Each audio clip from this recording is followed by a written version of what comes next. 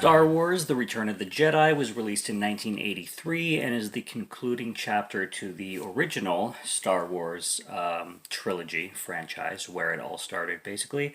Was directed by Richard Marquand, if I'm pronouncing that correctly, which is cool to know that the first trilogy of Star Wars films were directed by three different directors, all giving their unique but epic scale of filmmaking all on their own, which you don't really see when you have a an award-winning, or even more than that, a legendary trilogy like Star Wars, all being directed by three different people. So that's cool to know. This one I gave a 4 out of 5. So rewatching these, I had the best experience with 1 and 2, and then this one was like the great one.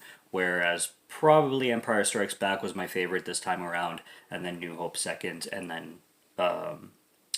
Return of the Jedi third. This is a good movie. Again, it has a, well, the direction and the story, like the writing and everything, has such a good way, as I've mentioned in the previous videos, of expanding really small moments. And with this one, I find it has the most basic plot, again spread out to epic proportions, while giving it such a spectacle in a grand scheme of things, which obviously I'm going to explain what I'm talking about. I sound like I'm rambling right now. But we'll get into the plot and then I'll explain what I mean. I have a lot of explaining to do when it comes to this series. From the beginning, from the get-go, I knew I was diving into the series that has been like exceptionally explored and talked about to no end. So with these reviews, I'm not giving anything new to the franchise or anything like that, and I'm not exploring anything that hasn't been said already. That's not my intentions of talking about these films. Really, what I want to do, and what I wanted to do, is because since I'm such a casual fan, as the title says, and since I haven't watched these in quite a while, and since I've never been like the biggest diehard Star Wars fan at all, like I am a casual fan, and I will say this not to, get my head blown off, but I've always been more into like the Lord of the Rings saga rather than the Star Wars saga. Lord of the Rings has always been more my thing, more captivating to me. So we have the introduction of them wanting to recreate the Death Star, and the Galactic Empire kind of trying to build themselves up back to where they were destroyed in the last film. And we start with Solo's story, so where he was put in the carbonite, and he's currently with Jabba the Hutt, and C-3PO and R2-D2 are taken to the planet Tatooine, where Jabba is located, and they want to try and get, or try to bargain for, Luke back. And they have a video sent through R2-D2 as he delivers messages of Luke saying that he's going to trade Solo's life for R2-D2 and C-3PO. And that actually plays out to a really funny scene where C-3PO is like, "You're playing the wrong message." And C-3PO is always a character we all love. C-3PO. I never really realized this before, but a lot of the locations go back to Tatooine. There's another element of this movie, another big plot point of this movie that again takes place on Tatooine, but I never really knew that so many locations, well, not so many, but a few locations of Star Wars are all on the planet Tatooine, so that was kind of new to me to rediscover, for lack of a better word. But then we have the introduction of a bounty hunter, and this bounty hunter looks different from Boba Fett, obviously, but I had to look this up. This bounty hunter is called Boushh, if I'm pronouncing that correctly, Boushh. And this is Princess Leia disguised as this bounty hunter. Now, she basically went in to give Chewbacca and collect the bounty money to Jabba the Hutt, but her real intentions was to save Han Solo, which she does, and she takes him out of the carbonite, and then her mask comes off, it's revealed to be Leia, which was really cool. And while this is all going on, with Lua rescuing Solo, Luke shows up and makes his entrance, where he also comes after delivering the message, which, if he's going to show up, I don't even know what the point of delivering the message through R2-D2 was, but I guess since he knew that failed, he already went with Leia to Jabba's palace, and he is basically giving Jabba an ultimatum as well. Jabba says no. Luke ends up falling through a trap door that was set by Jabba, and then he is faced with this giant creature, which had no name until I looked up. And this is something I really want to get to. This giant creature facing Luke now is called a Rancer. You know, today we live in a day of technology and the internet where we could just look up shit while the movie is playing, but so many of these creatures, and I mentioned this in my first review of A New Hope, the first Star Wars review I put up, that there's so many creatures and so much lore behind these creatures and aliens in this film that back in the 70s, early 80s, when these films first came out, I mean, did they release like a Star Wars encyclopedia or dictionary or something like that that people bought before or after the films that explained what all these creatures were? Because there's so many freaking aliens and characters that show up in this film and this saga, I should say, that they never like say the names of the creatures. But apparently they all have names because you know the Star Wars geeks and fans always talk about every they know the names of every character, but it's like unless there's like a lore of like I said, an encyclopedia that has every single Star Wars character in it, then I have no idea. Like that alien, and I'm taking down my notes. This is before I go on Wikipedia and look up at like the names of everything. When they show up at Jabba's palace, there's I'm guessing Jabba the Hutt's bodyguard, which I put down as an alien with tail around its neck. Apparently, his name is Bib Fortuna. They never say Bib Fortuna in the movie.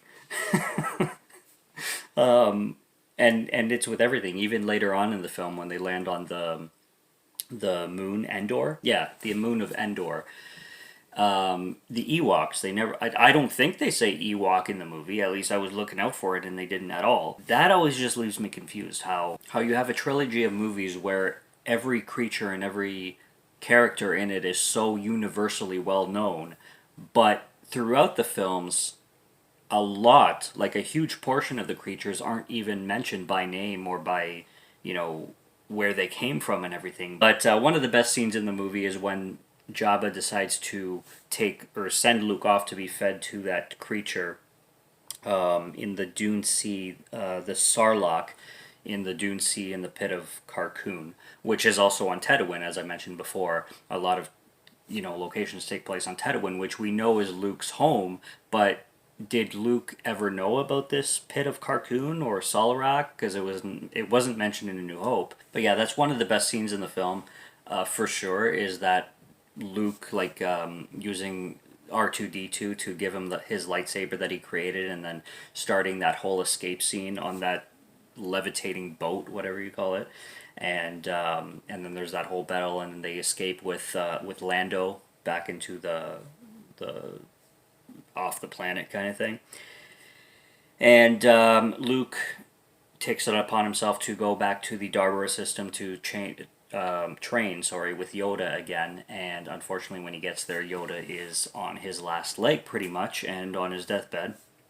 But he mentions to Luke that Luke went to fight Vader way too early before his training, which is a little bit obvious.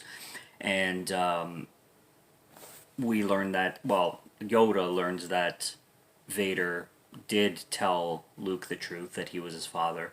And Yoda mentions to Luke that there is another Skywalker, and this is what leads into the vision or the ghost of Obi-Wan from the afterlife telling Luke that there is another Skywalker, and basically letting him know that Leia's his sister, which sets up for the most awkward lore of the Star Wars thing when we reflect back on Empire Strikes Back and you have that whole Leia kissing Luke scene that crossed everybody's mind as soon as Return of the Jedi came about to be, and we got that reveal. And then after that, they come up with the whole scheme of and plans to deploy their mission to destroy the new Death Star. I like how they decided to kind of rebuild the Death Star, and it's kind of like half a Death Star. I like how they made it look. It's pretty cool. But they essentially come up with the same plan to infiltrate the core of the Death Star and like the main power source to destroy it kind of from within. So it's basically a rehash of the Empire Strikes Back a second time when it comes to the plans to destroy the Death Star. Except this time, the Death Star has like a force field around it, in a sense, that's being sourced by, or should I say, on the moon of Endor. So Luke and Han Solo and Leia go to the moon of Endor to infiltrate this thing. They come across the Ewoks, as I mentioned before, that are basically the little creatures on this planet. They're really cute, little little not gremlin, but little furry teddy bear looking things. They're really cool, and they have this whole infiltration on the like the Empire troops and everything, and that goes on for another like 40 to 45 minutes of their infiltration and trying to stop the Empire troops from, so that Luke and not Luke, Han Solo and Leia can continue their infiltration of this force field source thing. And Lando, on the other hand, is like through hyperspace, ready to infiltrate the Death Star from above. Blanking with all these names. I have like a bunch of terms in my head trying to gather them all. But and then we have Luke taken to the Emperor by Vader, and the Emperor basically, I think, obviously this is a bluff. At least that's how I take it. But it seems the Emperor is. He says like, "You have the opportunity to take me out. Just take me out. I'm unarmed. Just go for it, and let your anger build in you," to Luke. And I'm sitting there like, well, the Emperor is like the core of the dark side. So if Luke just literally takes a saber and wipes him out, all he has is Vader to take out, and Vader is like quite a few steps below the Emperor. So once the Emperor is gone, I'm like Luke basically has this opportunity, and the Emperor is giving it to him. Like I said, I'm pretty sure it's a bluff because as soon as Luke does, so Vader counteracts, and then they get into their pretty epic saber battle. Luke versus Skywalker. Luke versus Darth Vader. Sorry, in this movie is the best of the trilogy. That's the best fight that Luke has had with. Actually, that's the best saber battle I would say in this original trilogy is that one. But yeah, like just the simplicity of taking out the Emperor that Luke had in that moment. And the way the Emperor was saying like, give in to your anger and finally succumb to the dark side. It's like, I'm pretty sure if Luke gets angry and kills you, he's winning. You know what I mean? Like he's right there with not all the power, because Vader's extremely powerful, way more powerful than the Emperor, I would say. Like physically and the arsenal that he has. But what I'm saying is that it's funny that the Emperor said like, give into your anger and destroy me, and therefore give into the dark side, because that didn't really make any sense. One, because Luke is not giving into the dark side by destroying the Emperor, and by destroying the Emperor, he's destroying the absolute core of the dark side. So I kind of was like, huh? On that, but it is what it is. And if I had like a nickel for every time they mention a power of the dark side quote in this movie, I'd be rich. I mean, everything you do, you underestimate the power of the dark side. Give in to the power of the dark side. Everything is a power of the dark side. It's so many in this movie. And then Vader tosses the Emperor off the ledge, and Luke was right in his suspicion that there was still some good in Vader, which I found kind of cool. And I'd kind of forgotten about that scene where Vader tosses him out. I knew that there was the unmasking of Vader and that Vader kind of had this heart-to-heart with Luke. I remember that part, but I forgot about the throwing the Emperor off the ledge. I also forgot about the like the huts that the Ewoks had on the planet, not the planet, the moon. Endor? Yes, Endor.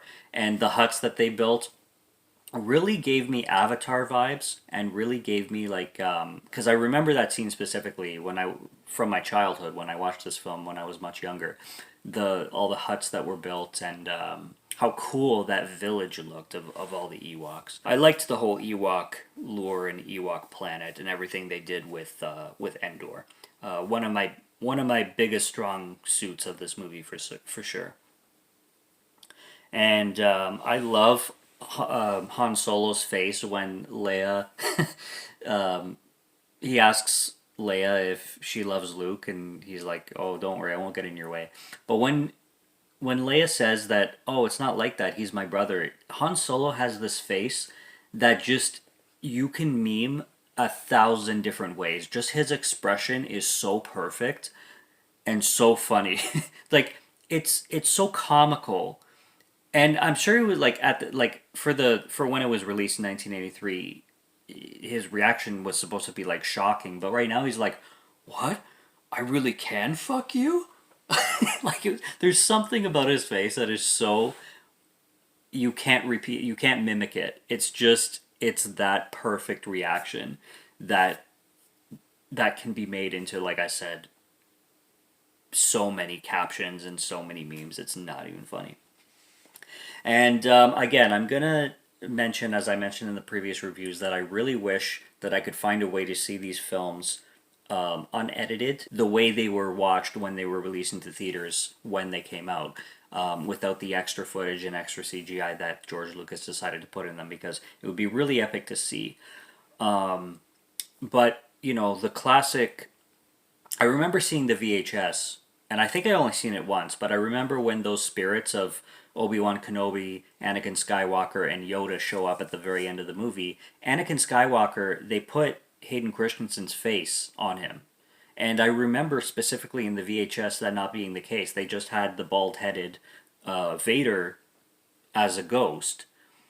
And I remember, like, even rewatching these movies, I kept watching that. I'm like, that's Hayden Christensen. That wasn't put in the original film. And that just kept on confusing me even more, where, like, I always wondered when Star Wars came out, what is it, just Star Wars, or did they always have a plan for the prequels? Apparently they didn't. I don't think they even had a plan for the second and the third, to be honest, because again, with the whole Princess Leia and Luke Skywalker being brother and sister, they wouldn't have written that in Empire Strikes Back where Leia kisses Luke if they had intentions to have that reveal. So I think with the second and third sequels, I think a lot of it was kind of improvised, but I could be mistaken. That's just the vibe I get from it because of how things played out. I think they kind of wrote things into the script because of the popularity of the films and the fan base that they gained. They decided to make more of them when they really didn't intend to, kind of thing. But that's most things anyway. But yeah, lo and behold, I really wish I could see these films the way they were meant to be seen when they came out in the 70s and 80s. And if I could find them screened somewhere, that would be really, really epic. So I feel like a lot of the scenes at the end too of this film where they were showing the celebrations of everybody in the universe after the defeat of the second Death Star, and everybody in the other planets were celebrating, and all the people, that was certainly added in because all that looked computer animated. That looked very modern, so I think those were new scenes. There was a bar scene closer to the beginning of the film too where the aliens are singing and all that. That also looked like more modern CGI, so I think that was added in as well. But like I don't know exactly what is new footage and what is old footage, and that goes again to saying that I wish I could see these films the way they were released. So, but yeah, that's Return of the Jedi. I don't want to go super long on this video, but I enjoyed this one for what it was, but The Empire Strikes Back was better, and I think still after this first trilogy, I'm always gonna like Lord of the Rings better. Sorry to disappoint, but yeah, there's fan bases for everything. We will be heading into the prequel trilogy, which I will definitely have more nostalgia for, being that the Attack of the Clones was always my favorite Star Wars and the one that really got me into the series and wanting to check the others out. But with the Phantom Menace, the Attack of the Clones, and then I'm blanking on the third one. Those were more my era when I was a teen. So, like I said, I think they'll have more nostalgia. But we'll see when we get there because it's been a minute since I watched any of these. So, and the new trilogy, I haven't seen any of them. So, should be fun to review as a casual fan, like I said. Subscribe to Morgan Film Fan if you like to listen to my voice or if you like my film reviews. I'll be back with more soon, so stay tuned for those. Check out what's on the channel already. Stay tuned for what's coming. Until next time, have a good one. Take care and cheers.